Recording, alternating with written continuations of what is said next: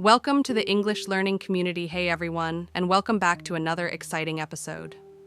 Today, we're diving into something truly special, a story that's not just going to improve your listening and writing skills, but also inspire you to take your English to the next level. So, grab a cup of coffee, sit back, and let's get started. Breaking the silence.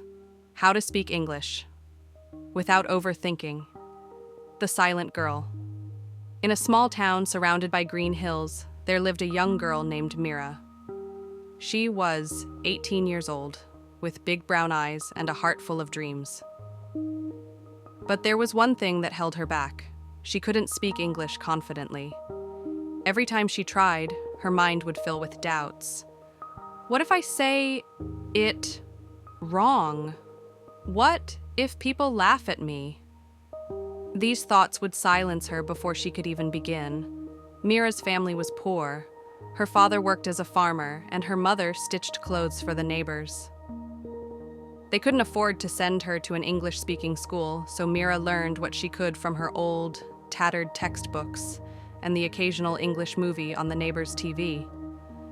She loved the way English sounded, so smooth and powerful, but it felt like a distant world she could never enter. One day, something happened that changed everything.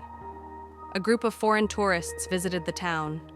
They were from different countries, and English was the only language they all understood.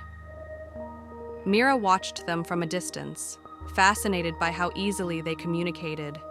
She noticed how they laughed, shared stories, and connected with each other. She wanted to be a part of that world, but her fear held her back. That evening, as Mira sat by the river, she saw one of the tourists, a young woman with kind eyes, struggling to find her way. The woman looked lost, holding a map and glancing around nervously. Mira's heart raced. She knew she could help, but the thought of speaking English made her palms sweat. What if I say something wrong? What if she doesn't understand me? The familiar doubts crept in. But then, something inside Mira stirred. She thought about her dreams, about the world she wanted to explore. She took a deep breath and walked up to the woman. "Hello," she said softly, her voice trembling. The woman turned to her, relief washing over her face.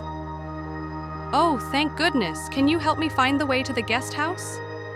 Mira nodded, though her mind was racing. She pointed in the direction of the guest house and said, "Go straight, then turn left." Her words were simple, but they were enough.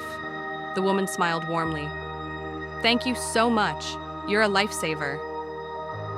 In that moment, Mira felt something she hadn't felt in a long time: pride. She had spoken English, and it hadn't been perfect, but it had worked. The woman understood her, and Mira had helped someone. It was a small step, but it was a step forward. That night, Mira couldn't sleep. Her mind was filled with thoughts of what had happened. She realized that she had been overthinking English for so long, trying to make it perfect, that she had forgotten the most important thing: communication. It wasn't about perfect grammar or fancy words. It was about connecting with people, sharing ideas, and helping each other. From that day on, Mira decided to practice speaking English without fear. She started small, greeting her neighbors in English, even if it was just a simple, "Good morning."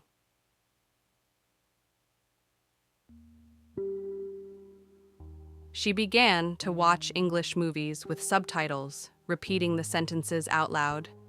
She even started a journal where she wrote her thoughts in English, no matter how many mistakes she made. It wasn't easy. There were times when she stumbled over her words, times when people laughed or didn't understand her. But Mira didn't let that stop her. She remembered the tourist's smile, the way her simple words had made a difference. She reminded herself that every mistake was a step toward learning. In the next part, we'll see how Mira's journey unfolds, the challenges she faces, and the lessons she learns about speaking English and life without overthinking. The first big challenge. Weeks passed, and Mira's confidence grew. She started speaking English more often, even if it was just a few words here and there. her family noticed the change in her. Her younger brother, Rohan, would often tease her, saying, "Mira Didi, why are you talking like the people on TV?" But Mira would just laugh and reply, "Because one day, I'll be on TV too." One day, an announcement was made in the town. A group of volunteers from the city was coming to organize a free English-speaking workshop. The workshop was for anyone who wanted to improve their English, and it would be held at the community hall. Mira's heart leaped with excitement. This was her chance to learn more, to meet people who could help her grow. But as the day of the workshop approached, Mira's old fears began to creep back in. What if I'm the worst one there? What if I can't understand what they're saying? She thought about skipping the workshop altogether, but then she remembered the tourist's smile and how good it had felt to help someone. She decided to go, no matter how scared she was. The day of the workshop arrived. Mira wore her best clothes, a simple blue dress that her mother had stitched for her. She tied her hair neatly and took a deep breath before stepping into the community hall. The room was filled with people of all ages.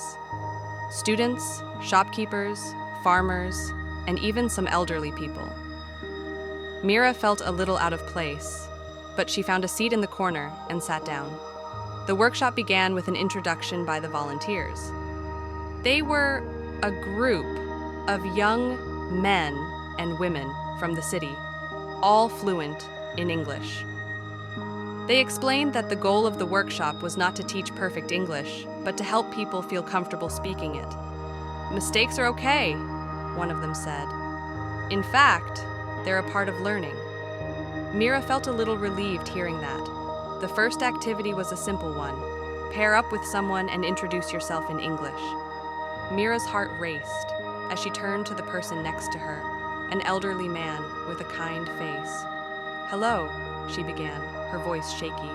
"My name is Mira. I live here." The man smiled warmly. "Hello, Mira. My name is Mr. Sharma. It's nice to meet you." His English was slow and careful, and Mira realized that he was just as nervous as she was. They continued talking, stumbling over their words, but helping each other along the way. By the end of the activity, Mira felt a little more confident. The next activity was more challenging. The volunteers asked everyone to stand up and share a short story about themselves in English. Mira's stomach churned as she listened to the others speak. Some were fluent, while others struggled, but everyone was encouraged and applauded for their effort. When it was Mira's turn, she stood up slowly, her legs trembling.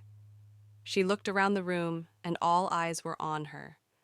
Her mind went blank for a moment, but then she remembered why she was there, to break her silence, to stop overthinking. She took a deep breath and began. "My name is Mira," she said, her voice soft but clear. I love English, but I am scared to speak it. One day, I helped a tourist. She was lost, and I told her the way. She smiled at me. That day, I felt happy. I want to speak English, to help people, to see the world." As she spoke, she noticed the volunteers nodding encouragingly. When she finished, the room erupted in applause. Mira felt a rush of emotions, relief, pride, and a newfound sense of courage. She had done it. She had spoken in front of everyone, and it hadn't been perfect, but it had been real. After the workshop, one of the volunteers, a young woman named Priya, approached Mira. "You did really well," she said with a smile. "I could see how nervous you were, but you pushed through. That's what matters." Mira felt tears welling up in her eyes. "Thank you," she said. I want to learn more, but I don't know how." Priya handed her a piece of paper with her email address. "If you ever need help, just reach out. And remember, it's not about being perfect. It's about trying." In the next part, we'll see how Mira takes Priya's advice and continues her journey, facing new challenges and discovering more about herself and the power of communication, the power of persistence.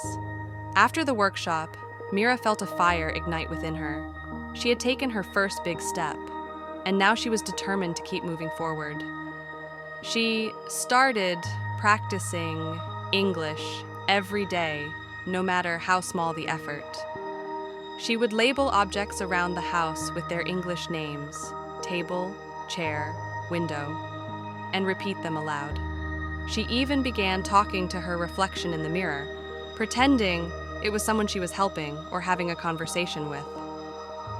One day, while helping her mother stitch clothes, Mira had an idea. "Ma," she said, "what if we start a small tailoring business? We could make clothes for tourists and practice English with them." Her mother looked at her, surprised but proud.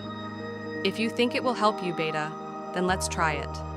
With her mother's support, Mira set up a small stall near the town's market. They displayed colorful dresses, scarves, and bags, all handmade by Mira and her mother. At first, the stall attracted only locals, but one sunny afternoon, a group of tourists stopped by. Mira's heart raced as she approached them. "Hello," she said, smiling nervously. "Would you like to see our clothes?" The tourists smiled back and began browsing through the items. One of them, a woman with curly hair, held up a scarf. "This is beautiful. How much is it?" Mira froze for a moment. She knew the price in her local currency, but wasn't sure how to say it in English. Her mind started to panic, but then she remembered Priya's words. "It's not about being perfect. It's about trying." "It's 200 rupees, Mira said slowly. The woman nodded and handed her the money. "Thank you. You have such lovely things here." Mira felt a surge of pride. She had done it again, spoken English, and made a sale. It wasn't perfect, but it was progress. As the days went by, Mira's confidence grew. She started having small conversations with the tourists who visited their stall. She learned new words and phrases like, "How can I help you?" and "Would you like to try this on?" Each interaction was a learning opportunity, and Mira embraced it with enthusiasm. But not every day was easy. One afternoon, a tourist asked Mira a question she didn't understand. "Excuse me, do you have anything in, linen?" Mira's mind went blank. She had no idea what linen meant. She felt her cheeks burn with embarrassment as she stammered, I don't know." The tourist smiled kindly and said, "It's okay. Linen is a type of fabric. Do you have anything made of light, breathable material?" Mira quickly pointed to a cotton dress. "This is light," she said. The tourist nodded and bought the dress, but Mira couldn't shake the feeling of failure. That evening, Mira sat by the river, feeling discouraged. She replayed the moment in her mind, wishing she had known the word linen. But then, she remembered something Priya had told her during the workshop. Every mistake is a lesson. If you don't know something, it's an opportunity to learn. Mira pulled out her notebook and wrote down the word linen. She looked it up in her old dictionary and learned that it was a type of fabric made from flax. She also wrote down other fabric names: cotton, silk, wool, and practiced saying them aloud. The next day, when another tourist asked about linen, Mira was ready. "Yes, we have cotton. It's light and comfortable," she said confidently. The tourist smiled and bought 2 dresses. Mira realized that her fear of making mistakes had held her back for too long. Now, she saw mistakes as stepping stones, not stumbling blocks. Each time she didn't know something, she made a note of it and learned it for next time. Her notebook became her treasure chest, filled with new words, phrases, and lessons. In the next part, Mira's journey takes an unexpected turn when she gets an opportunity to visit the city. There, she faces new challenges, meets new people, and discovers even more about the power of persistence and the beauty of imperfection. The City Adventure. One evening, as Mira was closing up the stall, she received an email from Priya. the volunteer who had encouraged her at the workshop. The subject line read, "An opportunity for you."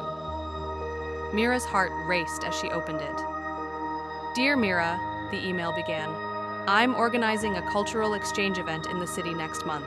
It's a chance for people from small towns to share their stories and learn from others.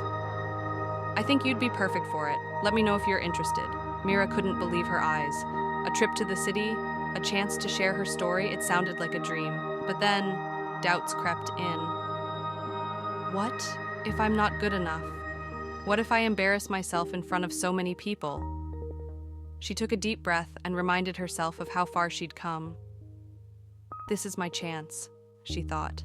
I can't let fear stop me now. She replied to Priya, saying she was interested. A week later, she received a bus ticket and an itinerary.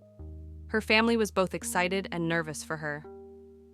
"Beta, the city is big and busy. Be careful," her mother said, hugging her tightly. Her father handed her a small pouch of money. "For emergencies," he said with a smile. The day of the trip arrived. Mira boarded the bus, her heart pounding with a mix of excitement and fear. As the bus rolled through the countryside and into the bustling city, Mira felt like she was entering a whole new world. Tall buildings, crowded streets, and the constant hum of activity surrounded her. It was overwhelming, but also thrilling. Priya met her at the bus station and took her to the event venue, a large hall filled with people from different towns and cities. There were booths showcasing local crafts, food, and traditions. Mira felt a surge of pride as she set up her stall, displaying the clothes she and her mother had made. The event began, and people started visiting the stalls. Mira greeted them in English, answering questions about her town and her work. She stumbled over her words a few times, but no one seemed to mind. In fact, many people complimented her courage and her story. Then it was time for the main event, a storytelling session where participants would share their journeys. Mira was scheduled to speak last. As she listened to the others, her nerves grew. They all seemed so confident, so fluent. How can I compare to them, she thought. When her turn came, Mira walked up to the stage, her legs trembling. The spotlight was blinding, and the audience seemed like a sea of faces. She took a deep breath and began. "My name is Mira," she said, her voice shaking. "I come from a small town where life is simple, but not always easy. For a long time, I was afraid to speak English. I thought I had to be perfect, and that fear kept me silent.